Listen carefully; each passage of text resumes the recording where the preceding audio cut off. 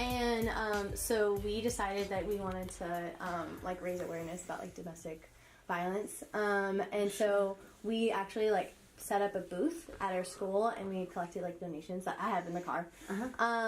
And so we just kind of like wanted to ask you like a couple questions. Like, sure. Like our emergency safe house, and it's a confidential shelter, and they participate in a self-sufficiency program that includes counseling, advocacy, legal assistance. So, you know, a lot of the time, and you guys probably want to ask questions, but a lot of the time people think that we're just, you know, we used to be called the Women's Shelter Program of San Luis Obispo County, and they think we just helped women and that we just sheltered women.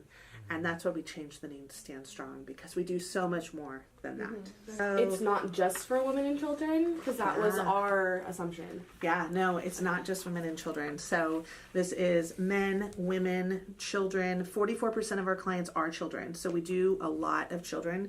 We help anybody that's been a victim of domestic violence or child abuse. And so is there just one emergency safe house location, or do you guys have multiple? Yeah, so we have one safe house location, and it's in a undisclosed location here in San Luis Obispo.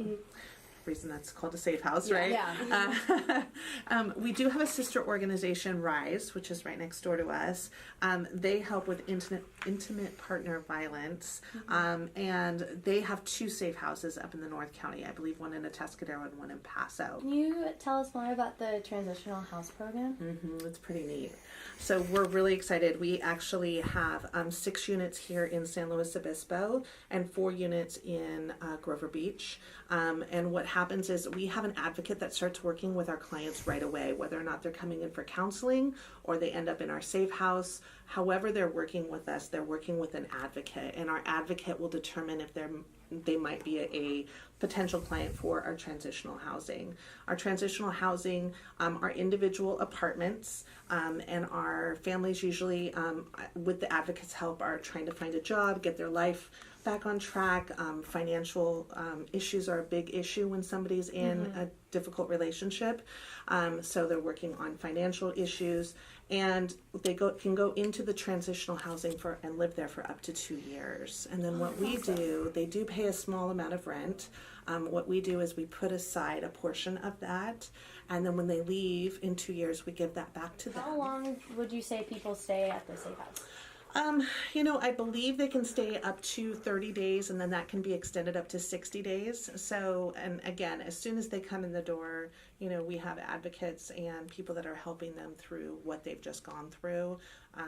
And sometimes that means their kids have to move schools, so we're working with that. We have on-site childcare, we have therapists, we have advocates. We also have legal assistance. We're the only nonprofit in the community that actually has an on-staff attorney and on-staff advocates that will accompany this person to court.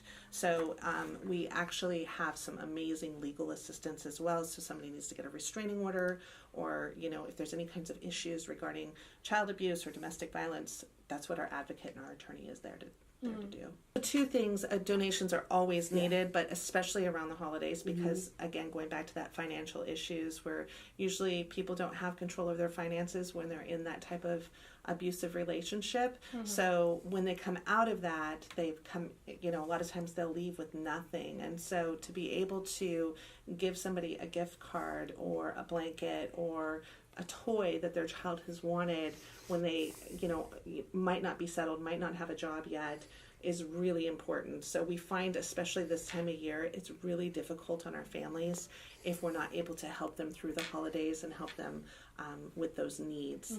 But I do think that there may be an increase. I'd have to look at the statistics. I don't know that for sure, but I believe that there is an increase around the holidays because of financial stress. Usually a lot of people have a lot more stress around these times, and sometimes there's disorders going on, usually alcohol or drugs, and so sometimes, around the holidays people are using more excuses. Yeah.